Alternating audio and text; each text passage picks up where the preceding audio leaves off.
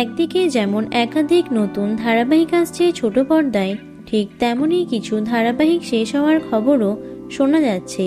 কিছুদিন আগেই আনন্দী শেষ হওয়ার খবর সামনে এসেছিল।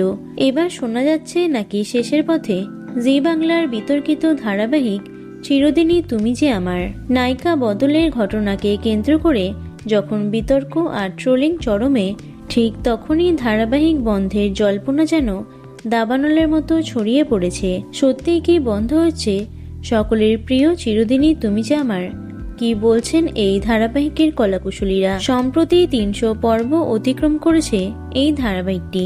নায়িকা বদলের 2 মাস পরই যে এমন খবর সামনে আসবে তা কেউ কল্পনা করেনি। শুরু থেকেই এই ধারাবাহিক পছন্দের তালিকায় ছিল দর্শকদের, এমনকি বেঙ্গল টপারও হয়েছে এটি। দিতিপ্রিয়া ধারাবাহিকটি ছেড়ে দেওয়ার পর আগের মতো টিআরপি তালিকাতে এই মেগা ম্যাজিক দেখাতে পারছে না।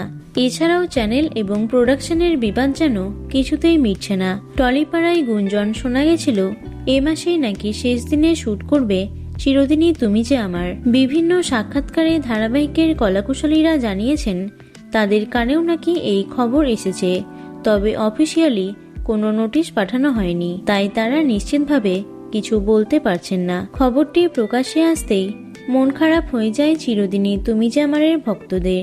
তবে অবশেষে সুখবরটি সামনে এলো। এখনই শেষ হচ্ছে না এই মেগা। টিআরপি এবং অভ্যন্তরীণ পরিবেশ ঠিকঠাক থাকলে হয়তো আগামী দিনে আর 5টা ধারাবাহিকের মতোই দীর্ঘদিন চলবে এটি। তো বন্ধুরা, চিরদিনই তুমি যে আমার ধারাবাহিকটি তোমাদের কেমন লাগে অবশ্যই কমেন্টে জানিও।